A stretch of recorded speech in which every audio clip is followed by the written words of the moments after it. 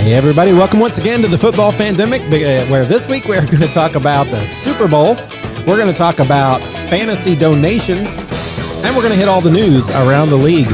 All that and more here on the Football Pandemic.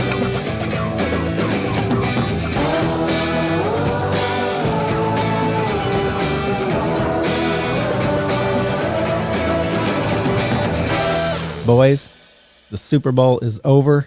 It was, well, we're going to get to that. I started to jump right in. We do have some stuff to talk about with Super Bowl. We're also, in this episode, going to talk a little bit about our fantasy league. And those of you who aren't in our fantasy league, you may not know this, but whoever the winner is, donates to charity. We're going to talk about where that's going, what's going on with that. But before any of that, as always, we're going to hit some of the goings on, the happenings around the NFL this week, because the NFL never really rests. There's never an off season. Super Bowl's over, but things continue to happen, and they have this week. We have, as the Super Bowl teams have finished, some of those coaches finally and coordinators finally got done. We actually had a coach get hired for New Orleans, Kellen Moore. He was the Eagles offensive coordinator, right? Yep, Eagles offensive coordinator. used to be the Cowboys offensive coordinator, and it was kind of assumed at that time that he was like the head coach in waiting there whenever Mike McCarthy got finished or fired. But he ended up, eventually going to the Chargers and then to the Eagles, and kind of removed himself from the Cowboys and wins the Super Bowl, goes on to be the head coach of the New Orleans Saints, who had been turned down by pretty much everybody throughout the course of this offseason. Joe Brady, Bills offensive coordinator, did not want to go there. Mike McCarthy said that he was he's going to take the year off when the Saints were the only team left to need to hire a head coach. So, I mean, you can kind of read into that as you want. Even Kellen Moore, there were reports like, I don't know if I exactly want to end up here. But he ends up taking the job, and now the Saints have a Super Bowl winning offensive coordinator as their main guy. So where did those reports originate that he may not want to go there? I'm not I just saw them on some of those like aggregated NFL Twitter accounts. So I'm not sure if it came from like one of the like Schefter insiders or Rappaport, or if it was like a local beat guy, but there was like some stuff that he was a little bit hesitant to take the job as we were going from the championship weekend into the Super Bowl, hesitant to take it if he had been offered it. And it was down really between him and then the Giants offensive coordinator, Mike Kafka, which feels like at that point it would have just been like, I mean, that's what you have to do. The Giants, he's the last guy available. The offense did not look great unless you were playing the Colts this last year. And so I would not have wanted to go that way. It could have been somebody trying to throw dust, trying to make it look like he didn't want to. What we do know is maybe he didn't give them any sense that he wanted to, because he was focused on his job. And I've heard people already saying the Lions tripped up against the Commanders because Ben Johnson was thinking of interviews and jobs. And I'm like, well, I don't know if that's true, but you have to wonder, how much does that play into it? And so regardless, Kellen Moore is now down in New Orleans, and he has what to work with. Do we think Derek Carr will be there next year? Maybe Aaron Rodgers. I'm not sure. Well, that's our other bit of news. It was reported this last week, kind of like that it might be coming, right? And I think today was when the official statement came out. The Jets told Aaron Rodgers, we are moving on. And now it said, last week that they both might be moving in different directions, but I'm pretty sure this is the Jets moving in a different direction, and Aaron Rodgers doesn't have a choice. It'll probably be, I have heard, a post June 1st release for cap management, but Aaron Rodgers is gone from, and I loved the statement that he put out. I don't have it here in front of me, but basically, one of you might have it there, but he said, I'll be forever grateful for Aaron Rodgers, who came in 2023, and it'll always stay in my memory how much he was excited about stepping into the New York community. Or the thing that will stick with me is how he enjoyed being in New York. Nothing about like the thing that sticks with me is how good he was for the team or how much he won or, how he was a leader. It was like how much he enjoyed being in the New York media. And that's true. He did enjoy being in the media. And I had heard that that one of the negotiation points was if he was going to be a Jet, he could no longer go on Pat McAfee. And he said, "I'm out." No, I don't know if that was exactly how I it heard. happened, No, I heard that. I heard that too. It definitely could have been the case. But yeah, like Brandon said, the Saints could potentially be an option. They would have to eat a lot of Derek Carr's cap if they do like release or trade him this year. So I think Carr is going to at least stay there, even if Rodgers does come. Carr will probably still be there. They also have Spencer Rattler. But what other teams do you guys think Aaron Rodgers would be interested in? I know the history-based answer would be like the Minnesota Vikings because Favre goes Jets Vikings, Rodgers goes Jets Vikings. But I don't know. We have JJ McCarthy. We have a rookie. Yeah. Jim McMahon, I think, after his brief stint as a Packers backup, went to play with the Vikings too, but the Jets weren't in between there. So maybe it's just Favre, right, as the one data point. But I don't want him in Minnesota. But yeah, Brandon, you obviously used to be Aaron Rodgers, one of the owners for Aaron Rodgers' contract. And right. You probably know better than any of us what he's thinking and where he would like to go and what teams might be interested in him. Oh, if I know Aaron, he's going to want to go somewhere where he can win, like right away. So it's not going to be a rebuilding team. I have a hard time saying Vegas, although a lot of signs are pointing towards Vegas. There's a mutual respect that a little coach in Pittsburgh and Aaron Rodgers have for each other. They've managed to match up a few times in their careers, and there's always been this connection between the two of them on opposing teams where they knew exactly what the other person was going to do, and they would counter what they were doing the entire time.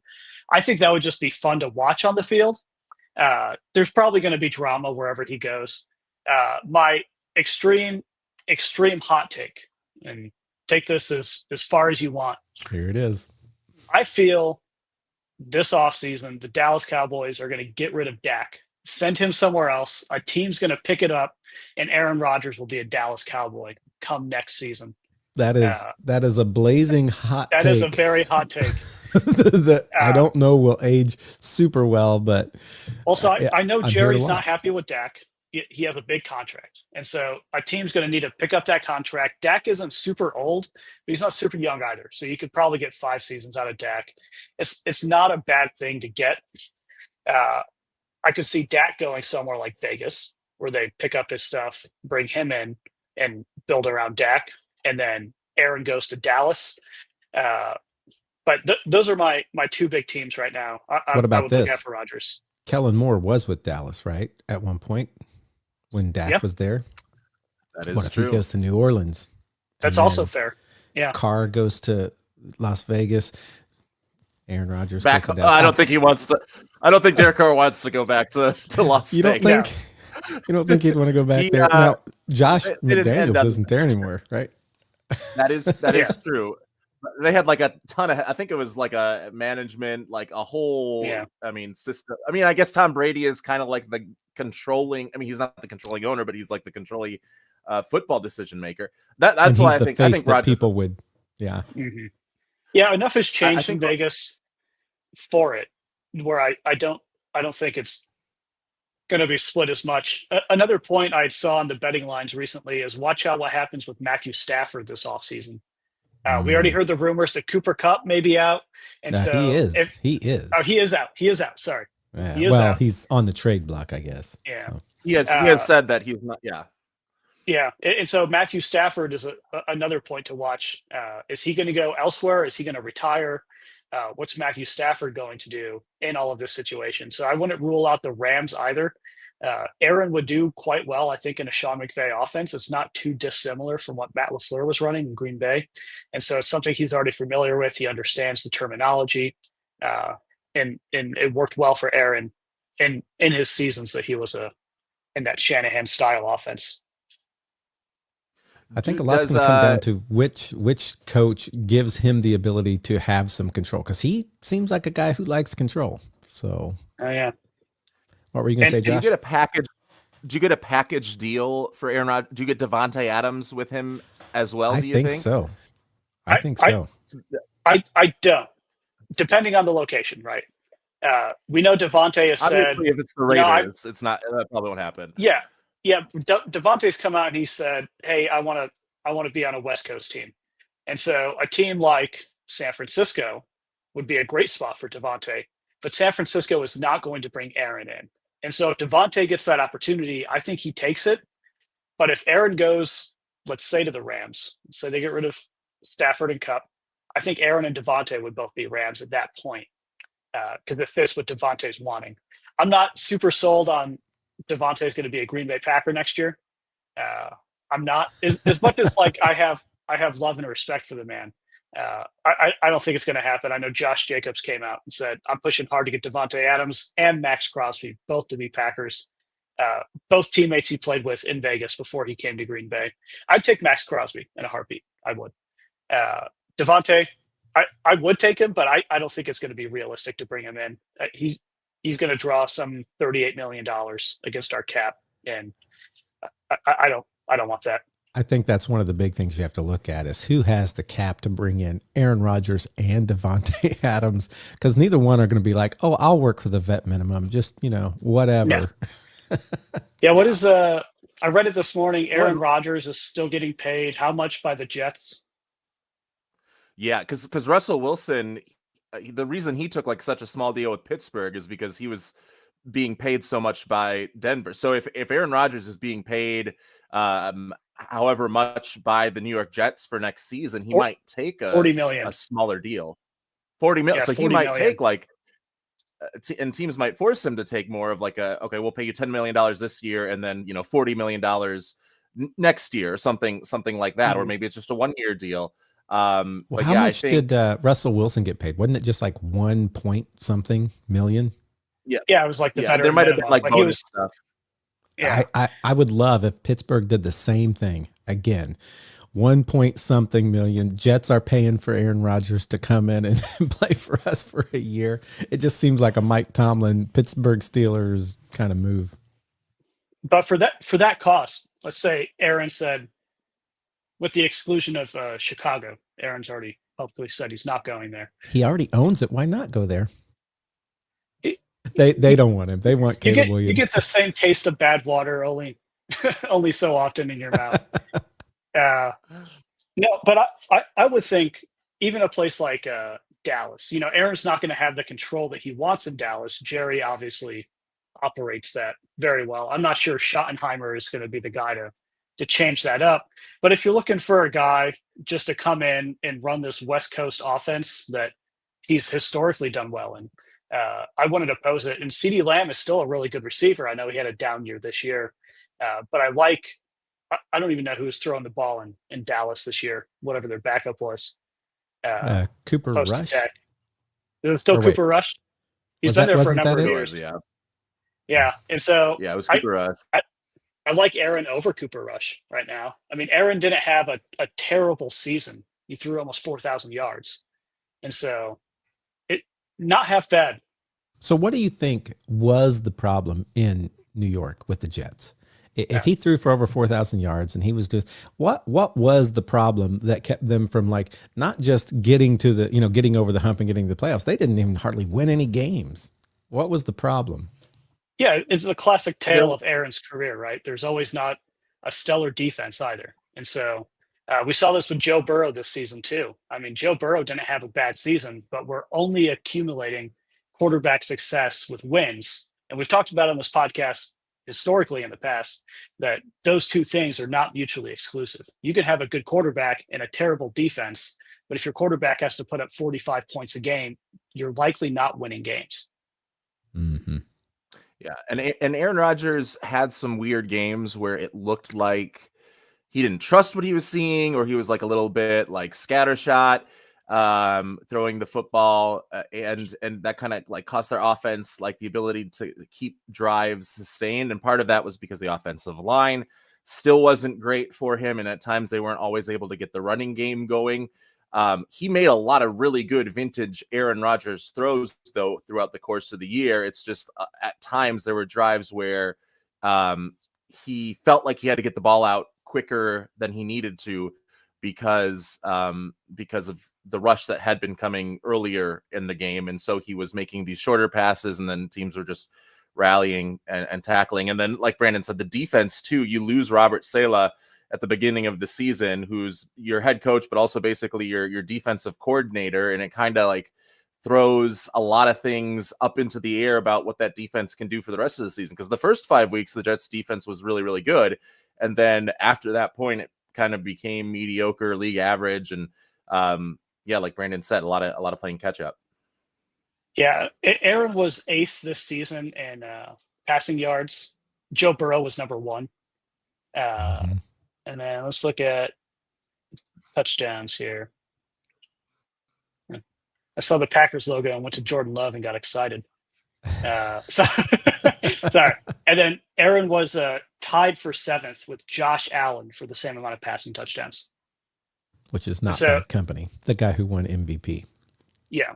And so Aaron, by all measures, was a top 10 quarterback in the NFL. Just depends on where you want to put him.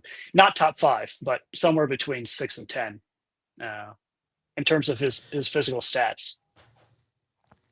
I just remembered we haven't had a chance to react to any of the end of year awards or Hall of Fame stuff. So we're going to do that today too, a little bit. Because when you said Joe Burrow, and he was obviously in there, and then Jamar Chase never got a single vote as a guy who broke like the 3 receiving. He had the triple crown. Yeah. Well, let's just jump right in. Is there any more news, any more big news before we jump into those reactions? I think at this point, just speculation on what we think is going to happen. Yeah.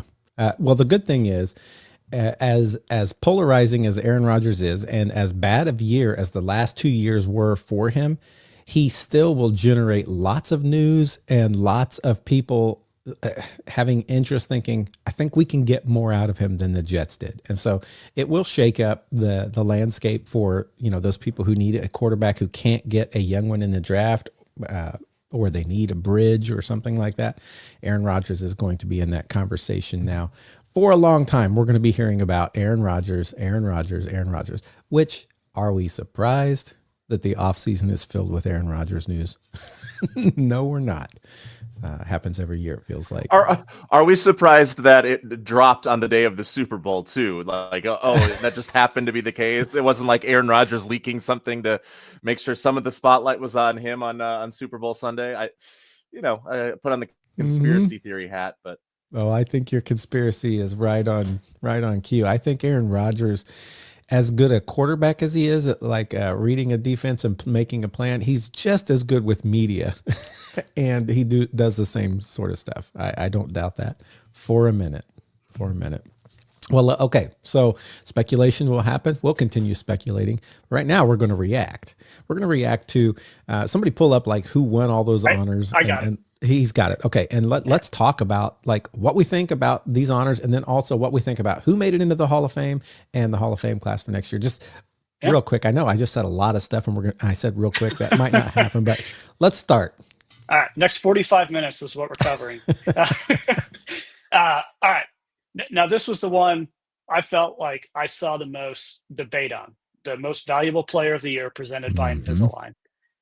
There was really only ever 2 candidates for this position. Right? Yeah. There was Lamar Jackson. Let's also do this. Let's kind of try to recall who we said would get it each time. Okay, so I'll do my best. Some of my hot takes I don't remember week to week. All right, there were 5 total candidates for the position. I don't remember all 5 at this point, but the top 2, it was clear, is going to either Lamar Jackson or Josh Allen. And just to kind of remind you, Saquon Barkley was in that category. Correct. We all really thought he would get a different category. We'll talk about in a moment. So yeah, those 2, and Josh Allen had won it. I know it set Baltimore fans up in arms. Oh my gosh! And their whole argument is Lamar statistically was better. Statistically, he was, right? But you can also use that same argument against Lamar's winning a couple of years ago, where he statistically was not the best quarterback, but he was a really, really good quarterback. And in my opinion, the most valuable player. Like without Lamar on that team, it's not the same. And that's the way I view this Josh Allen winning. If you remove Josh Allen from that offense, I'm not sold that James Cook can do all the same stuff. I'm not sold that his receivers are going to do the same things with a different quarterback, the same way that Baltimore could have with Derrick Henry in the backfield, right? And both had big seasons for different reasons, but they could kind of play off each other for that.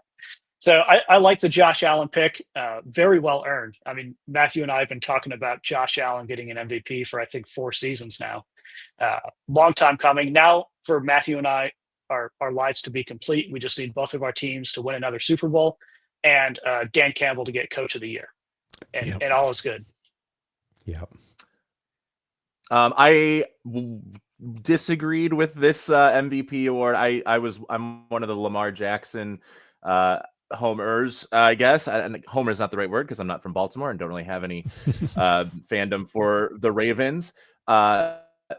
And in fact, I like Josh Allen is probably my second favorite quarterback in the league behind whoever the Vikings quarterback is any given year. So I also have wanted him to win an MVP award, but I just think, yes, if you take Josh Allen away from the Bills, I mean, obviously they're not going to be that great, but I think even further that comparison, it's replacing Josh Allen with Lamar Jackson in that Bills offense. Do the Bills have a better season, or vice versa? Replacing Josh Allen or replacing Lamar Jackson with Josh Allen in the Ravens offense, who has the better season? That kind of like these hypotheticals that you need for some sort of like controlled variable. And I think, I mean, Lamar Jackson just would be more dynamic and make the Bills offense even more dynamic with what he was able to do this year. I agree. He probably, I don't know, shouldn't have won last year. Maybe he should have. But I felt like this year it should have been an easy win for Lamar Jackson. But I also think Josh Allen, it is well deserved. I was fine with either of them winning. I just kind of was leaning towards Lamar Jackson a little bit. Yeah. And that's I see your point. I see your point. And that's where the controversy, I think, comes in on this pick. I think all of us. So I picked Josh Allen when we were doing this originally. But my real close second was Lamar, right? And I think that was all of us. That was most of America. You're like one or the other, but the other one's right there, and I'd be fine if they won. So the controversy comes in that one of the voters I know had Lamar Jackson at number 4. And that's where everybody's like, number 4? What are you talking about? Even if he didn't win, he should have been your second. And, granted, Saquon Barkley, and I forget who was the other person between there, but that was where Joe Burrow was up there too. Was it Joe Burrow? So I know, that's where some of the controversy came in, was not just that Lamar Jackson didn't win it, but that he got voted number 4 in one place. And I don't know if it was more than one place he got voted lower than 2, but yeah. So, speaking of the voters, MVP. Just a quick aside about the voters. I thought the AP voters would be AP sports writers from different beats, but when they released the names of all of the voters, it was debate show people. It was these random radio hosts, and then it was this weird conglomeration of former NFL players. Tom Brady, yes, was one of them, but then you had Jim Miller, a former Bears quarterback that had a pretty nondescript NFL career, and there was no in between. I get, former NFL players probably understand the game better, but then why is there such a large gap between skills of those former players that they used to vote between Tom Brady and Jim Miller? So it was kind of this weird little group that they put together, where I'd always assumed with the baseball MVP, it's a bunch of baseball writers. With the NBA, it's a bunch of NBA writers. But with the football, it was kind of just this random conglomerate that voted for all these awards. Yeah. And Kay Adams was in there, right? Who used to be on Good Morning Football or whatever. Now is on whatever her show is. I didn't know that. And there were people that were paid. There were people that get paid by gambling sites also voting on these awards, a couple of them. So it was is there a conflict of interest there as well? So I don't know. That's collusion right there. Now, I did not know that, Josh. Thanks for bringing that up. But now that I do, I'm going to connect with other Josh. We're going to start a social media campaign to influence who are the voters. And I only want former NFL running backs. I'm tired of quarterbacks winning this award. I want to stack the cards. I want a running back as MVP next year. It hasn't happened since Adrian Peterson in 2012. Josh remembers that very well.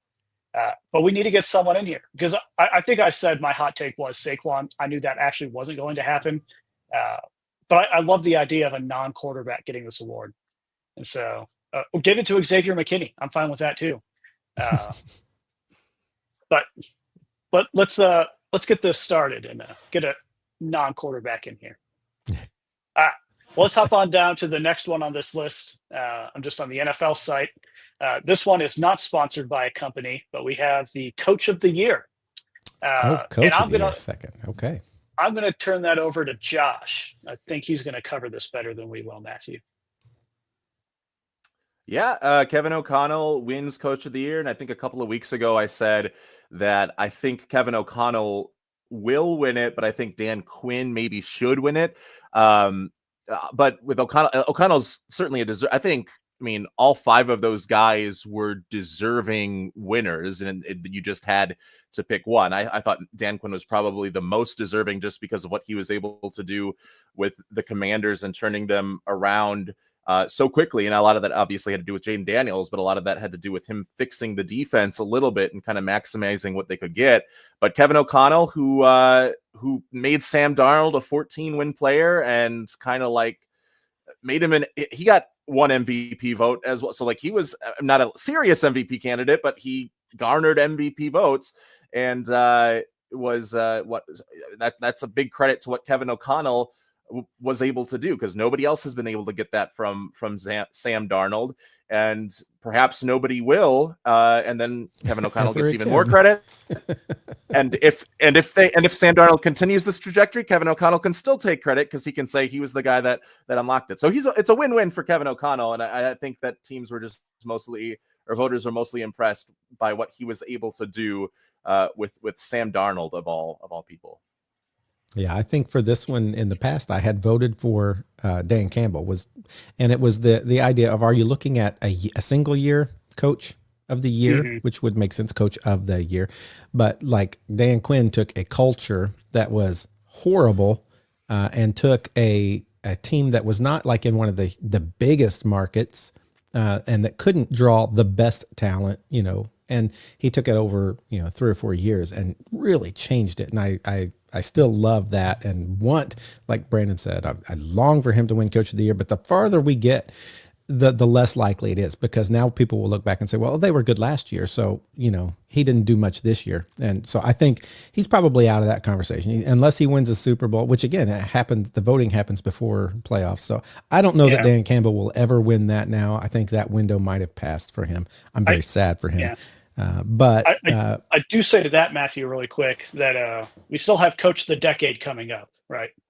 Okay. And so the coach of 2020, the 2020 decade, that could be right him. now. My vote's Dan Campbell because he's got at least half the decade, I think, there. Like he completely gutted Showing and that changed improvement. everything. And Yeah, I think Coach of the Decade, as of right now, he's my top pick. I don't think I realized we had Coach of the Decade as a thing. So there you go. Dan Campbell, you still have a hope. You just got to keep it up for a few more years in order for that to really kind of kick in. I do feel like Dan Quinn did amazing things with Washington, and I do feel like Kevin O'Connell did great things with Minnesota. So I think either one of those would have been good. And so there you go, Kevin O'Connell. What do we got next? Yeah. All right, another unsponsored player. We have the comeback player of the year. One that we talked about a little bit and went back and forth on, is this the ethical way to do this award or not, right? Sam Darnold was in there, right? Which is more of a most improved, as we all agreed on. He wasn't injured. Yeah. He just played for horrific teams and went to a coach that he could play for. This one, I think, is more deserving Joe Burrow. He's gone in and out of injury, came back and posted almost 5,000 yards passing and losing most of the games throughout the season. And so I think comeback player of the year, rightfully so, Joe Burrow. Yeah, I think they had Damar Hamlin in there again, which was confusing to me because like last year, maybe he should have won that over Joe Flacco, but why was he in there this year? He was playing from the beginning. He had a good season. Like it's his improvement. It's a weird award, like Brandon's saying, because like sometimes you'll get like Alex Smith won the award because he bounced back from an injury that was horrific. He didn't have a great season that year, but he got back onto the football field and played most of the games. So, okay, is it that guy? Then Damar Hamlin should have won last year. Or is it, the guy that had been good and had not, for whatever reason, like Joe Flacco kind of being semi-retired or not on a team. So Joe Flacco came back from his couch. Or is it the most improved player, like Brandon was saying, which Geno Smith, he had never really come back from anything because he had never really been a good quarterback, and he wins comeback player of the year when he has his first really good season, even though, what did you come back from? You were never really here to begin with. And I think this way to do the award is the best. The one that comes back from something and also has like a really good season. So Joe Burrow comes back from a season-ending injury and wins this. I agree. I agree. Matthew, was Peyton ever comeback player of the year? Because he went through a significant injury and came back to play. After the neck, I think he was, yeah. Okay. I couldn't remember one of the Denver years. One of the years I try to block out. Yeah, I get it. All right. Our next one, I'm a big fan of. We have Offensive Player of the Year presented by Microsoft Surface. We're back in the paid sponsorships. Microsoft, we know, pays the NFL a ton of money. Saquon Barkley, Eagles running back. And I know we talked about it. Matthew leaked it a little bit. Jamar Chase was up there. He had the triple crown, most receptions, most yards, and most touchdowns out of any receiver. Also not a hard single to do. Vote. Yeah. And so a little disrespect there to Mr. Chase. But I'm also not upset with Saquon Barkley getting this award. Rightfully so. He almost had a 2,000-yard season, sat out the last game. He did have the 2,000 yards. He just didn't have the single. Yeah, he didn't have a chance to get the single season record. And the thing is, there were a few games where he was, on his way for a long touchdown, and for the team, he slid down and took the, didn't go back into play so that his teammate could, get a chance or whatever. He probably could have done what he needed to get that MVP, and that's the hardest part. But yeah, I totally agree. Offensive Player of the Year, Saquon, and just a little bit of a spoiler. That's the main reason I'm happy about the Super Bowl. Well, not the only, by far, trust me, but a good. We'll get to that. Yes. Yeah. All right. Let's head down to Defensive Player of the Year presented by TCL. This was one I remember talking about this one because we were upset in the lack of secondary players even put forth. We had 2 secondary players. Most of them are defensive front, but 0 safeties even nominated. Huge disrespect to Xavier McKinney. Full bias there. But I'm happy. Broncos corner Patrick Surtain came out with the win, secondary player. It's not very often we get a secondary player winning Defensive Player of the Year. It's always one of those front guys or linebackers. And so I'm pleased with this one. It's changing the tone a little bit. It's putting a bit more respect in the secondary. And I know the Kelsey brothers say that these guys are the ones that talk the most crap in the NFL and arguably have the hardest position on the football team, playing in the corner or safety. And so I'm glad to see some representation there. And by the way, on this one, this is just, again, I always say I don't like to toot my own horn, but I seem like I do it a lot on here. I did pick Josh Allen. I did for MVP. I did pick Saquon Barkley for Offensive Player of the Year. I did pick Joe Burrow for Comeback Player of the Year. I did not pick Kevin O'Connell, I don't think. I think I picked Dan Campbell. But I also did pick Surtain for defensive, and we'll get to the rookie stuff. But I had a really good record on these awards. I think I might have had the best here. Just saying. I probably believe that, Matthew. My preseason pick for the MVP was Anthony Richardson. So my whatever the opposite of tooting your own horn is, that is what I swallowing your spit. Yeah, something like that. All right. Let's head down to one that makes Josh Haupt probably more proud than anyone. The offensive rookie of the year. And I don't think there's any surprise here. I think Jaden all of us Daniels. got this one. Yeah. Easy. I know as much as I wanted to say Mr. Williams out of Chicago was going to walk away with this one. Every Chicago fan before the season said he was going to. Wasn't even close. I was going to say, you wanted to say that? I just don't feel like that's true at all. No, it's not. That was a total lie. Jaden Daniels, my fantasy quarterback, helped me in more ways than one this season. He started the Bears spiral after his Hail Mary. Big fan of, by the way, big fan. And so I'm pleased. I'm not upset by this. And I know Josh was over the moon. Josh Haupt was over the moon about this. Yeah, this was the least surprising, I think. With the postseason, I mean, there probably some. It was varied preseason who was going to win, but I think it was a pretty good consensus after the season had concluded.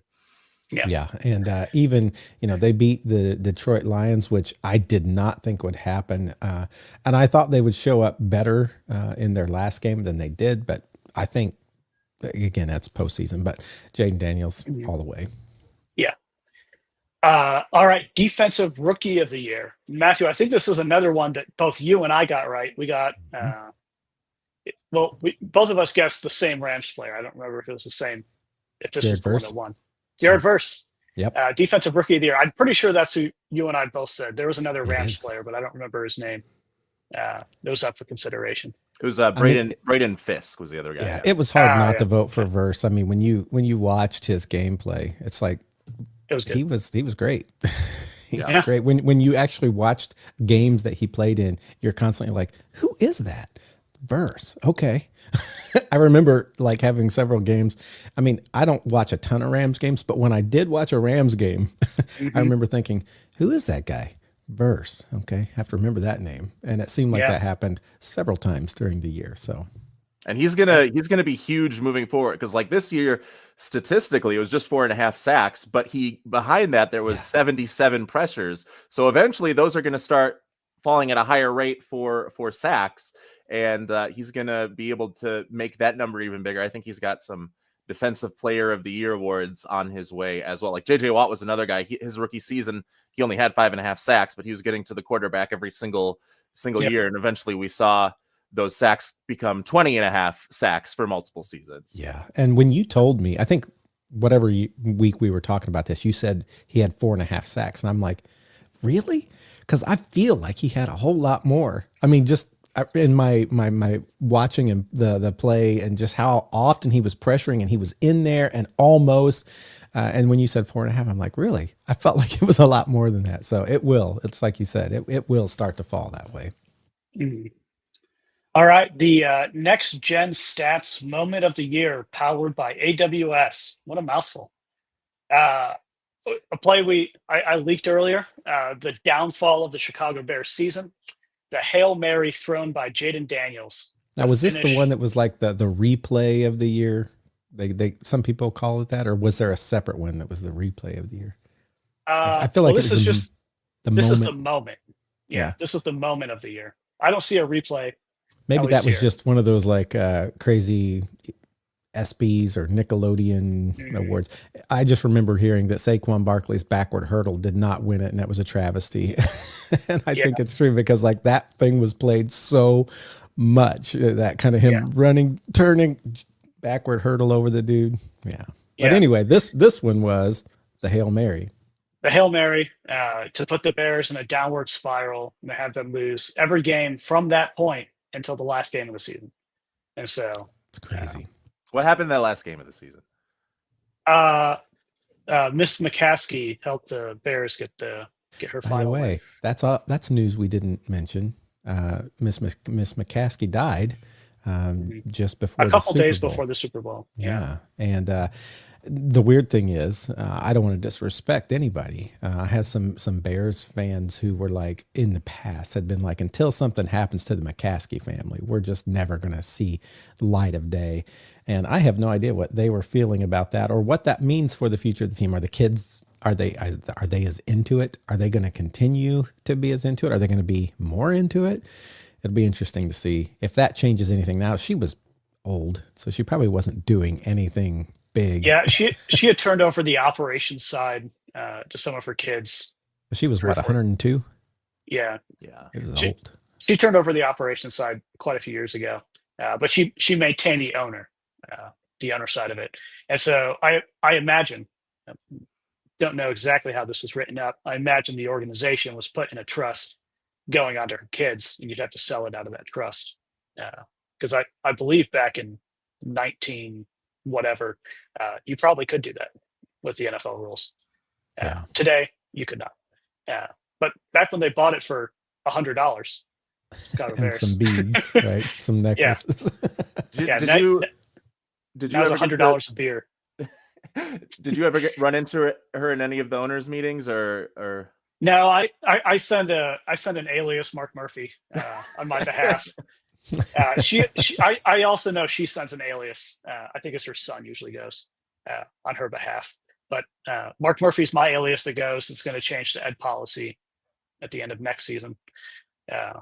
So all of that to say that the Hail Mary that caused the Bears to lose the rest of the season, that was the moment.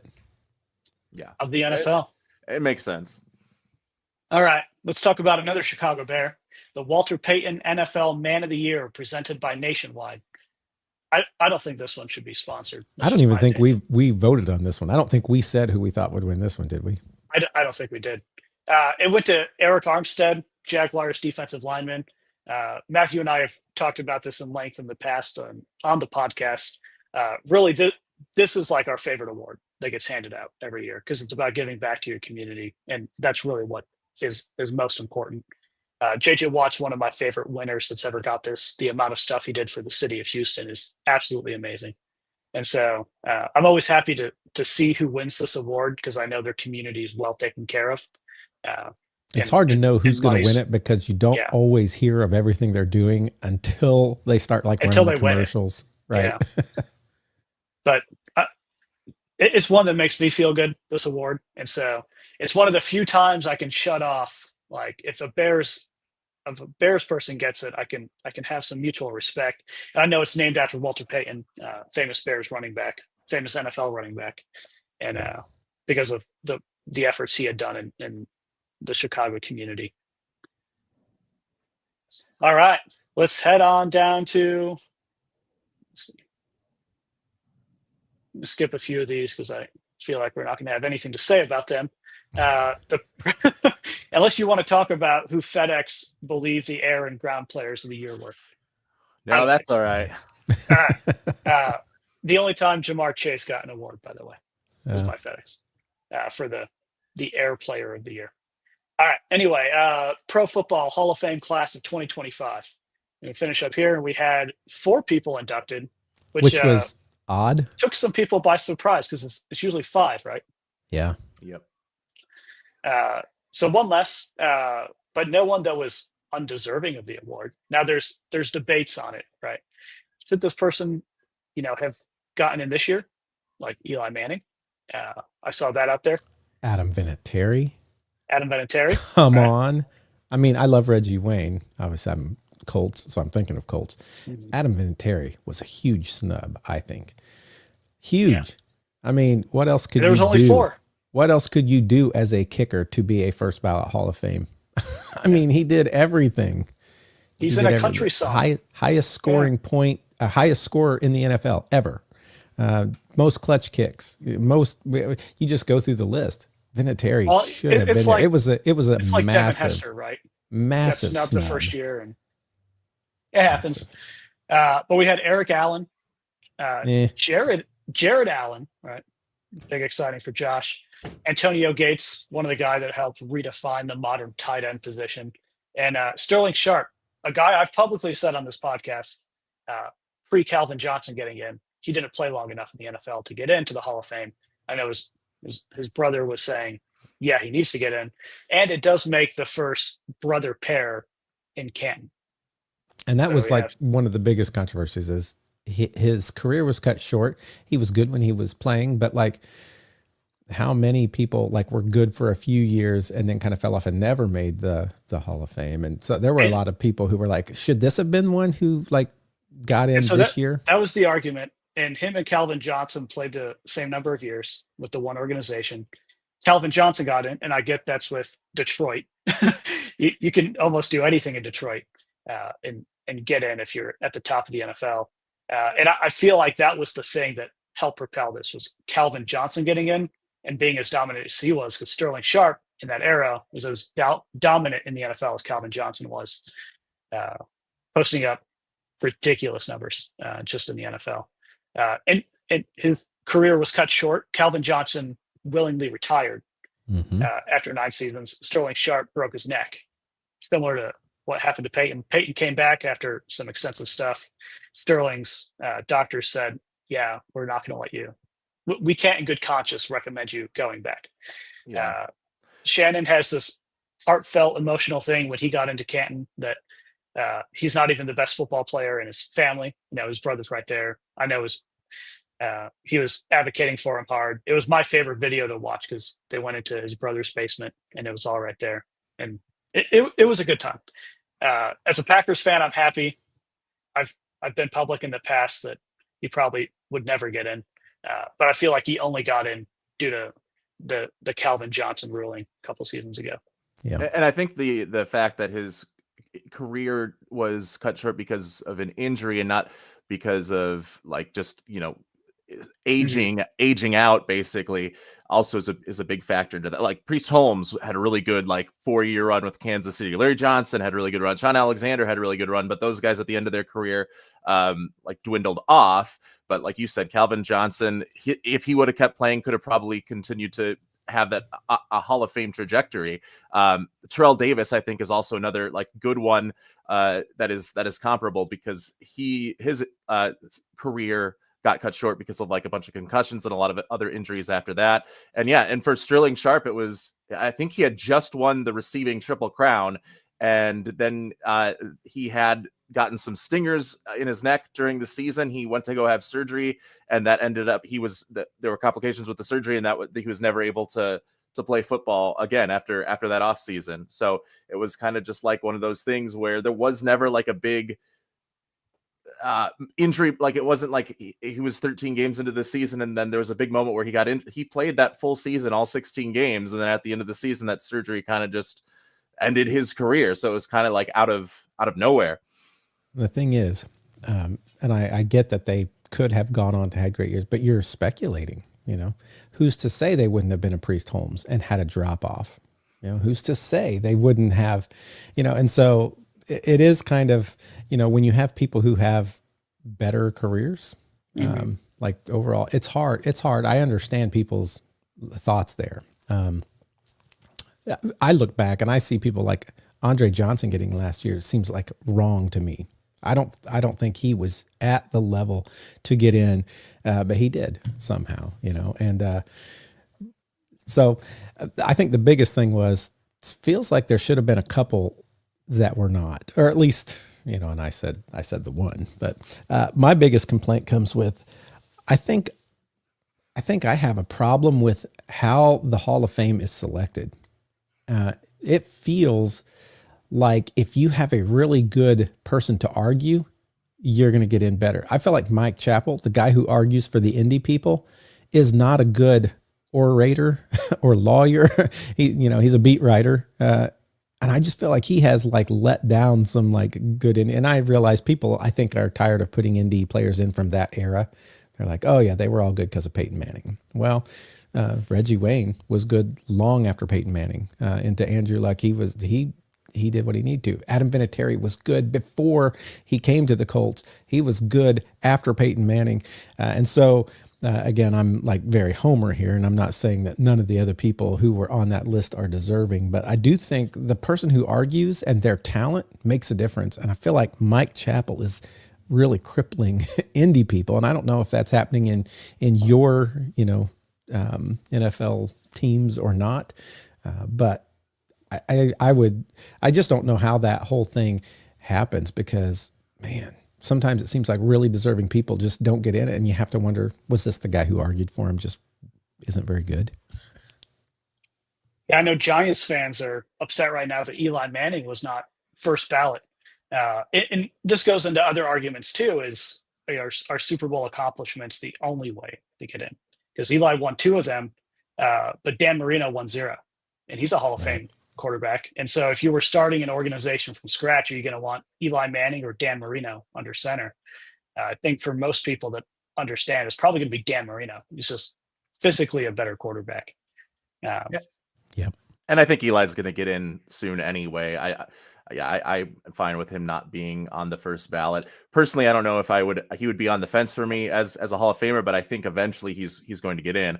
I also think Reggie Wayne should be getting in one of these seasons, but there's a receiver logjam. Yeah, and it's just getting harder and harder because receivers are now coming in who have had like so much. I mean, it's just turned into a much more air game, and it's going to get harder and harder for people of the past. So will he? Should he? Yeah, and people will say the same with Torrey Holt. Will they? That's getting tougher. It's because like they announced who's going to be first ballot this next year, and you're already like, oh, well, if 5 people are picked, these people are super deserving. You got Drew Brees, and I forget who else, but like there are people who are going to get first ballot Hall of Fames, and then like what does that do to this? Not just the fact that receivers are still coming in, but like you only pick 4 this year. Why? Why not 5? Yeah, I think this was also Sterling's last year of eligibility. That's another point to put in there. Sometimes they do look at, they do say, oh, well, it's their last year. They've been on for a while. We'll push them through. Not saying that's what's going to happen with your indie people, Matthew. And even someone like Adam Vinatieri, not exclusively an indie person, right? That was not the only place he played his career. The Patriots should also be arguing for him. Man, I've already said it. I feel like that was a huge mistake. And they had another spot. A chance to like say kickers are people too. And if there was ever one, he is the one. And they just didn't. They didn't do it. Special teams, I've noticed, get snubbed quite a bit. And I mentioned Devin Hester, all-time best return man, right? But he got first ballot, right? No, second year. Was this his second year? I thought this was his first. And everyone threw up arms. They said, oh my gosh, this is quite literally statistically the greatest return man that's ever played the game of football. And that we might ever see. The jury's still out on this new kickoff stuff. But I mean, Devin Hester. I just have to say this. I saw I forget if it was Reddit or where, but somebody was like, what in the world? I haven't watched football in a while, but what's with this kickoff? And I'm like, who is this person getting on here and like commenting about the Super Bowl and like what they thought should have happened if they didn't even know that this was the kickoff rule now. They probably haven't watched a game all season and they're just wanting to talk. That's funny. Well, hey, is there any more before we go on to the Super Bowl? Well, I'll just tell you the remaining categories the NFL put up here. Salute to Service presented by USAA. No. NFL Latino Youth Honors presented by P&G. Sure, it's great, the but nah. Art Rooney Sportsmanship Award. Nah. The Deacon Jones Sack Leader Award. The Assistant Coach of the Year. No Ben way. Johnson. Ben Johnson. Now Chicago Bear. The NFL Fan of the Year presented by Captain Morgan, some Lions fan. Last year was Tom Grossi. Yeah.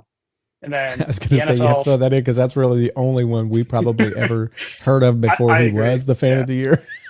Well, they got to get it to that Colts fan one of these. The singing. I don't know if you've seen the singing Colts fan. Who has not seen the singing Colts fan? He's got to win that one of these years.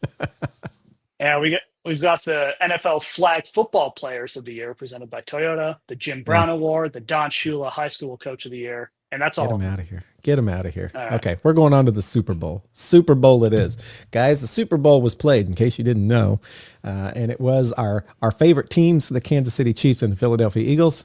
Most of America did not want them in the Super Bowl, and but they were there, and the game happened. And what a game it was. I think it was 34-0 at one point before there was even a score by the Kansas City Chiefs. And yes, they ended up with 3 touchdowns. You have to know that a couple of those were garbage time and didn't even matter. They'd already dumped the Gatorade by the time the last one even came. And so what do we think about the Super Bowl? Let's just kind of hit it all. Well, yeah, nobody wants to start. It was a complete and utter, massacre. And of course, I'm also referring to Kendrick Lamar's halftime show and his massacre of Drake on that stage that we all got to see.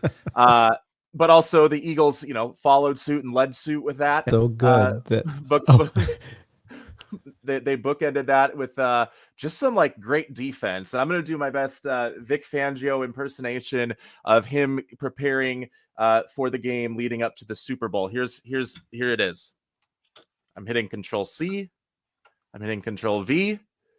All right, that's it. Copy paste. Time to go to Bourbon Street and do all the. It was like he didn't need to do anything. Well, this was a big question you had last week. You're like, is he going to raise it up to just 25% more blitzes? He didn't.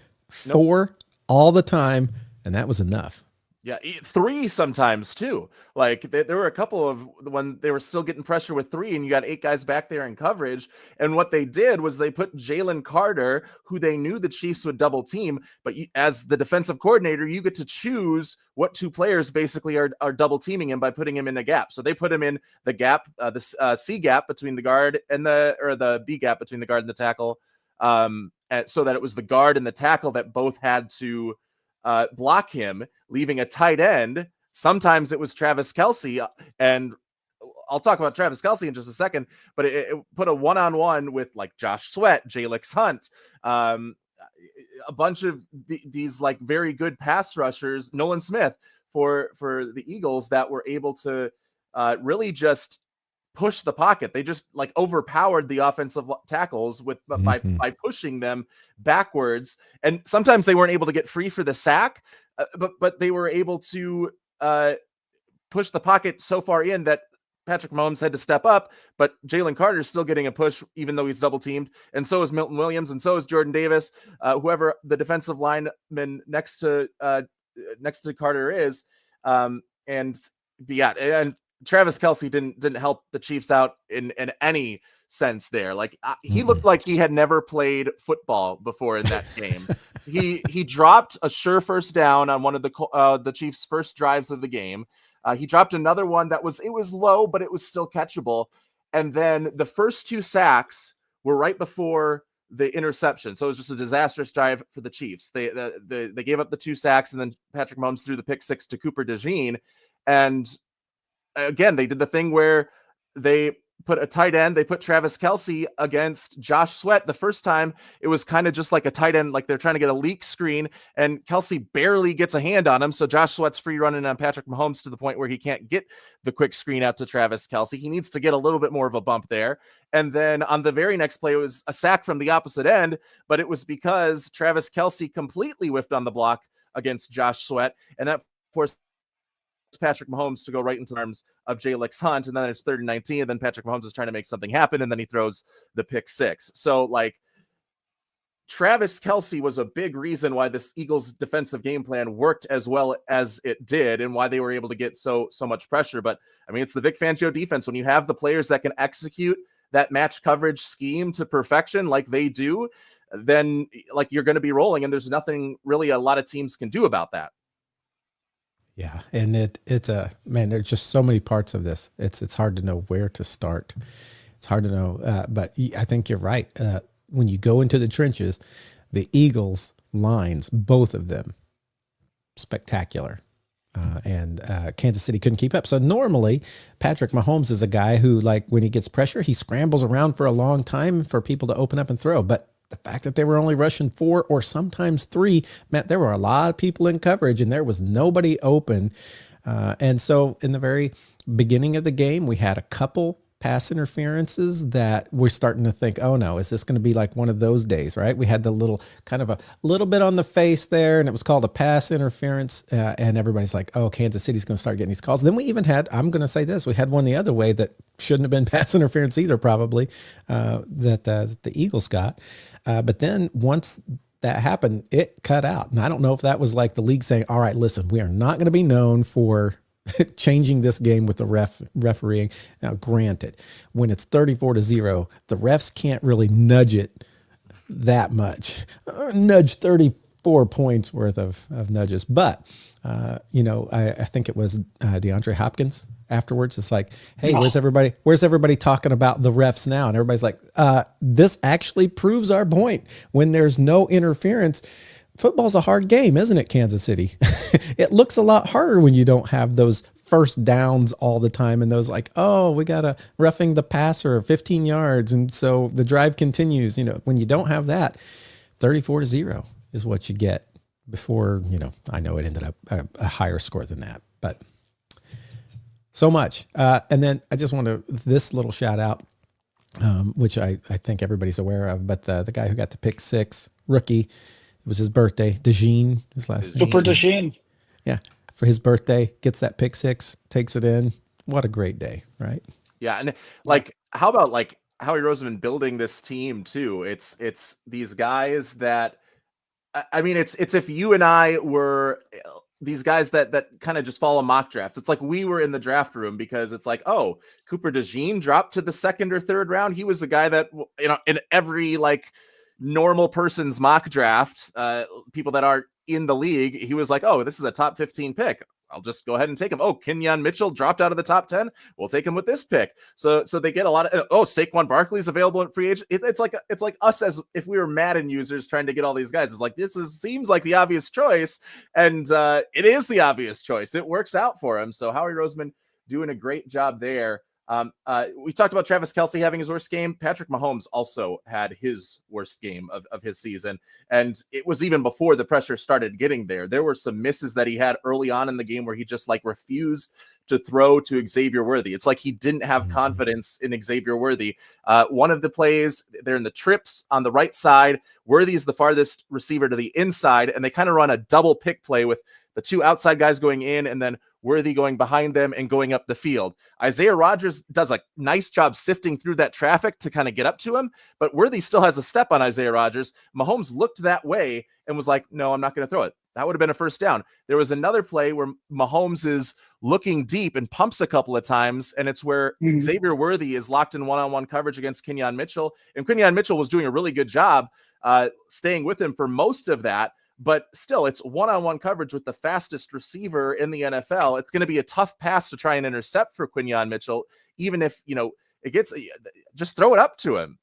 See what happens. You could get a pass interference, and Worthy at the end of that route had been getting a half step on him. And by that time, Mahomes just decided not to throw it. And then, of course, later on in the game, Xavier Worthy makes a bunch of garbage time touchdowns. He has 2 touchdowns. He has 157 yards. Could have been doing that earlier in the game if Patrick Mahomes had more confidence in him, I think. And then there were other players that were getting open on these short hitch routes, but Patrick Mahomes, and I think we saw it a lot this year, his reads weren't firing fast. He had been used to mostly this year rolling out and finding those guys. That's when the biggest play, those improvised plays, those are when the biggest plays for the Chiefs offense happened. And I think they've kind of neutered Patrick Mahomes a little bit. 2018, 2019, 2020, he was making big throws downfield and not afraid to take those shots. But I think we saw that a lot this year is he kind of had been more afraid to take those chances and is only throwing it to receivers if they get wide open. And I don't know if that's something now that you can reverse if you're the Chiefs coaching staff, or if it's going to stay Patrick Mahomes being neutered for the rest of his career and still being a good quarterback, but not the guy that we saw at the height of his powers. Mm-hmm. Yeah. Yeah. It's going to be interesting to see where Kansas City goes moving forward. Will they bounce back? Will they start to taper off as people begin to learn this is the way? This is the blueprint to making Mahomes just no good. And it's not like they were amazing all through the year. right? All through the year, they were barely winning games. So, well, in order for this to be a blueprint, I think you have to have as good of a defensive line as the Philadelphia Eagles have. Like Jalen Carter is not going to be there in every single draft, and Josh Sweat and Nolan Smith. Like, it's the Georgia Bulldog defense. They win national championships together, and now they're winning Super Bowls together on the biggest stage. Yeah, so. When the draft was happening and they just drafted that line from the same school, I remember people commenting and like wondering, how's this going to turn out? Well, I think we see how this turns out. So I wonder if, speaking of blueprints, if that becomes a blueprint, it's like, hey, we know that these people worked great together in college. Let's try and get them. Now, can you get all of them? That's another question. The Rams did. They got Jared Verse and Braden Fisk on the same, and that was the top defense the year before was Florida State's defense, and they got the two best defenders on the defensive line, and both of those guys were Rookie of the Year candidates. Yeah. Brian Gutekunst has been doing it for a while too, picking up them Georgia Bulldogs. You've got the weirdest stat ever. I mean, all these stats now are weird, but Brian Gutekunst has the most consecutive first-round drafts from one college defense, all coming from Georgia right after they won the national championship. You got Eric Stokes, Devontae Wyatt, and Quay Walker. He keeps getting the wrong ones. Yeah, I know. Actually, Devontae Wyatt's been pretty good. Eric Stokes has been injured, and I've got way too many comments on Quay Walker.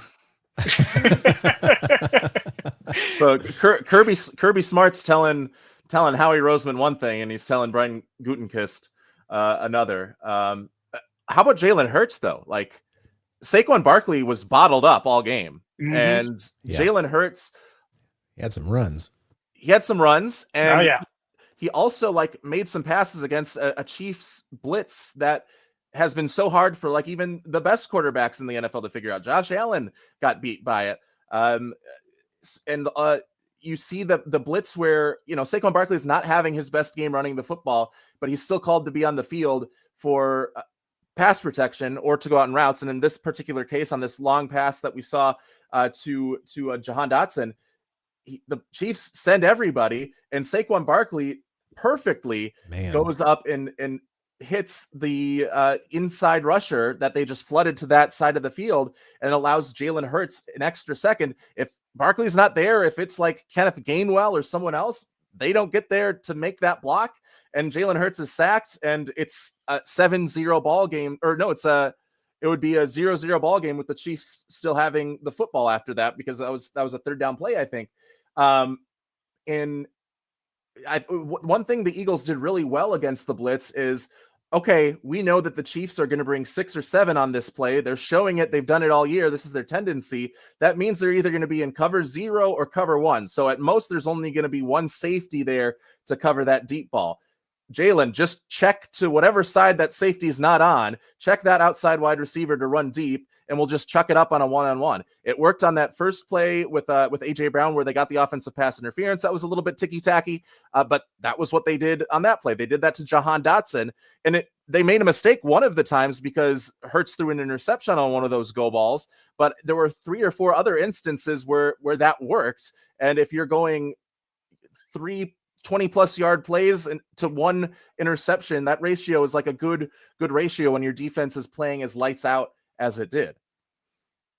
Yeah, both Dotson and Brown, man, they were doing what they needed to do as far as receivers out there too. It was just a complete team, receivers, running back, offensive line, defensive line. They did. And I heard people saying that was one of the most boring Super Bowls ever. But probably because the score was so great, but I loved it. I absolutely loved watching Kansas City get thrashed on national TV in the Super Bowl. And and I don't know if you noticed this, but Taylor Swift got booed. She wasn't used to that. They showed her the booze happening and her looking around like, what's going on? I'm not against Taylor Swift. I just don't That's just what Eagles. I mean, it was apparently it was like Eagles a really big Eagles fans conglomerate there. Apparently, it was like 70-30 from people that were in the stadium, and that's what they know. Taylor Swift's associated with the Chiefs because of Travis Kelce, so she comes up on the screen. They're gonna boo a 2-year-old toddler at his first ever football. Like if he's wearing Chiefs gear, if he's wearing a Mahomes shirt, they're gonna boo him. They're gonna boo her. They're gonna boo anyone that is remotely connected to the Kansas City Chiefs if they come up on that jumbotron. And, so I will say this: they were ruthless. One of the people I know said, I was rooting for the Eagles players, but I hate the Eagles fans. And I'm like, yeah, I can see that. I was super glad, and I said this earlier, this was my spoiler. I was super glad for Saquon Barkley. Man, to come from New York, to be traded at his first season, to make such a difference on the team, and then to take them all the way to the Super Bowl and be part of that Super Bowl win. He was a big part of their season. And yes, he wasn't the only one. The rest of that team, really good. But I was really happy for him. But yeah, not necessarily for the fans of Eagles Nation, because they are pretty rough fans. Yeah. There have been some videos out there. Even when the Packers were at Philadelphia, there were a couple of fans that got banned from the stadium for some of their behavior towards the Packers fans, and that happened when the Vikings played there in the NFC Championship game too. So, but the players, you got to be happy for, like, Jalen Hurts, his only national championship that he won with Alabama. He got benched in that game, and Tua Tagovailoa threw a game-winning touchdown. So this is like his first real championship that he's led a team to, and that's super. Like it makes a guy that you rarely see smile. When you see him smiling, it's like, okay, this does mean something. He's been a guy that is just like so serious in all of his interviews and all of his post-game press conferences, and doesn't really show a lot of that emotion. But like these last couple of days, seeing all that has been really, really cool to see. That big grin for him. So I think you can get the feel from us here. If you're a Kansas City Chiefs fan listening to this, we are so sorry. But at the same time, we're not, because we hate the Chiefs. And I think that's most of America. That's what happens. Tom Brady said, when you win a lot, at some point, you're the hero and you switch to the villain, and you have to be okay playing the villain. And Patrick Mahomes he is feeling that. Kansas City Chiefs, they're feeling that. They were the heroes there for a little bit. And once you win more and more, you become the villain, and everybody's rooting against you. And I think in this case, everybody was happy, except for those people who live in Kansas City, and like those stray folks who are kind of around the country as, not mail-in fans, but like fans removed from their base. They weren't happy, but most of America happy to see, I think, the Eagles beat the Chiefs so badly in Super Bowl 59. Yeah, this is a message. I do have to point out. I do have to point out the favorite thing out of Packers fans that happened during the Super Bowl. And he froze. The best Josh, you say what you were going to say. Oh, no. Oh, what? You actually froze and didn't say anything to us, Brandon. So what was it you were going to say? Oh, well, so the favorite thing that every Packers fan saw during this game did not happen during the game. Happened immediately after the game. The NFL put up this graphic of the last time a three-peat ever happened. And it was Vince Lombardi with the Packers. The last NFL championship, Super Bowl 1 and 2, the NFL recognized it as the last three-peat that's happened in NFL history. Technically, it is NFL history because it was the NFL championship with Vince Lombardi, the guy that the trophy is named after. And there was another graphic that went out that showed the Eagles both times stopped a three-peat from happening with the Patriots dynasty and Tom Brady and Nick Foles winning that Super Bowl. They would Patriots stopped a three-peat right there. And then Chiefs, Eagles also stopping a three-peat. Yeah. So, yeah, the Green Bay fans always have all of those pre-Super Bowl era things that they love to bring up, the 13. Oh, right? The NFL brought it up. Yeah, I'm just saying that most people still don't recognize it, even though they may have put that graphic up there. Most people I know would still say if a three-peat happened today, it's the first three-peat to ever happen, and they'd probably say in the Super Bowl era. But yeah, there it is. Hey, Jake Plummer also stopped a Patriots three-peat, so got to give Jake Plummer some some chops for beating love the there. Patriots dynasty in 2005 in the 2005 playoffs. Jake the Snake. The Snake. Everyone loves him down here because he went to Arizona State and then he went to the Arizona Cardinals, and he's just like a big Arizona guy. So had to throw that out there. And Matthew, before you hit that button, let's cover charity donations. Oh yeah, you've got to do that. I see your finger over there. All right. Oh, sorry, I just saw this arm. That's usually what it looks like when you're about to end the podcast. This is actually the coffee side. The other is over here. Yeah. All right. I just saw you heading that way. All right. So everyone knows for the past few years, I think 4 seasons now, our fantasy football league that we've used this podcast to promote. It's a paid league. It's a minimum $25 entry. Everyone pays it to play. We have a 12-person league. And the winner of that league donates 75% of the funds collected out to a charity of that person's choice. The second place winner donates 25% out to that person's choice. Now, we don't have an exact total yet. There's 2 people still giving more money. They're waiting for their tax refund. Once they have that, they'll send the money in. So the money will be donated sometime in April, so a couple months out. But we do have both charities that have been selected. So second place was Cody with the Dirty Birds. He had said the Wounded Warrior Project was his choice of charity, so 25% of the total funds will be going there. First place was this guy named Brandon. Never heard of him. Never heard of him. He's never won the league before. Has he only won 3 of the 4 years? I'll tell you. 4 of the 5. 4 of the 5, I meant. Yes. Oh, so was there a three-peat in there? There was not. It was interrupted by DeMar Hamlin's death. So that season we honored whatever the NFL said was going to happen for that game. We weren't going to move the championship game 1 week. We said we're going to honor whatever the NFL says. The NFL just nixed the game. I was down by like 20 points with Joe Burrow and Jamar Chase to play, so I felt pretty good about winning that game.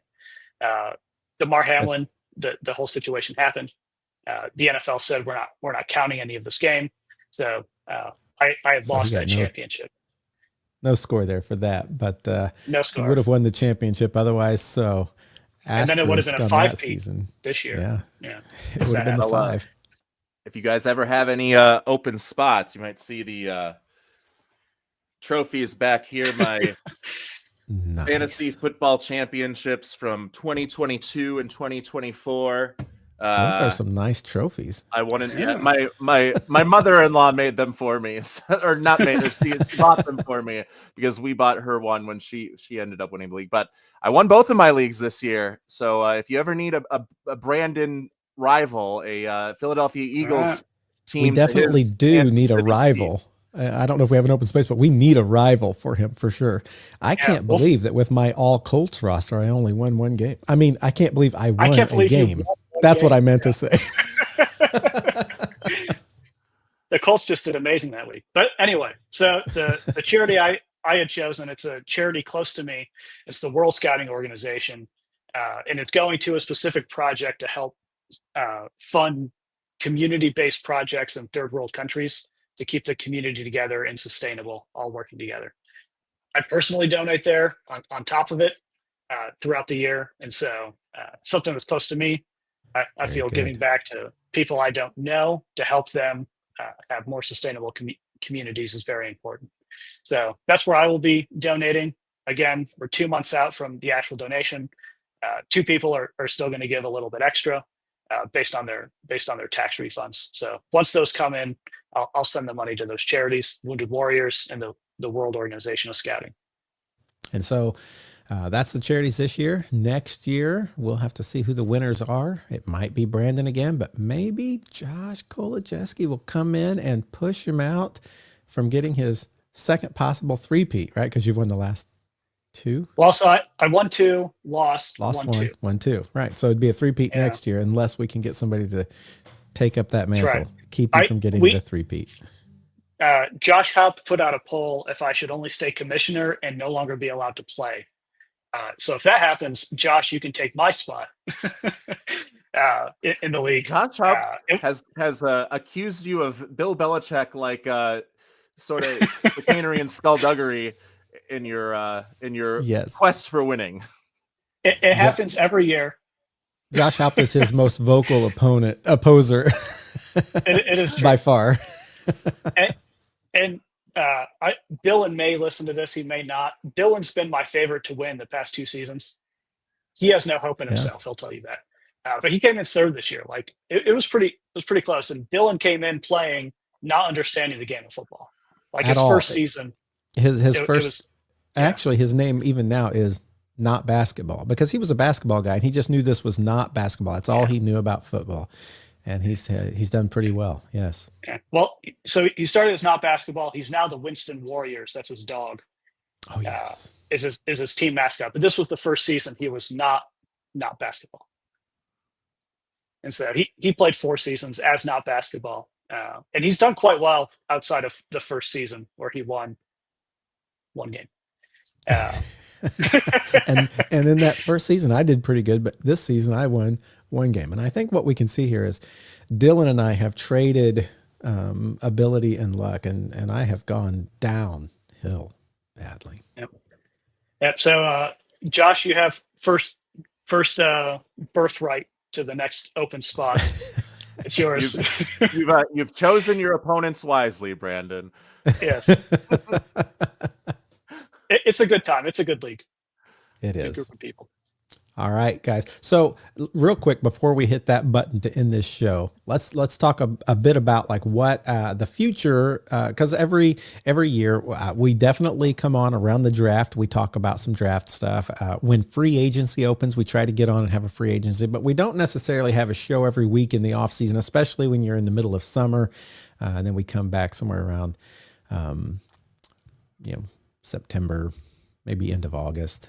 We start kind of getting in as people are going into their preseason games, and we're watching that stuff happen. So that's probably what we'll be looking at here. We'll be we'll try to let you know when we're going to have those shows. I'm trying to think if there is when is the free agency start this year? March 12th, I think, somewhere in there. March 12th, about a month from now.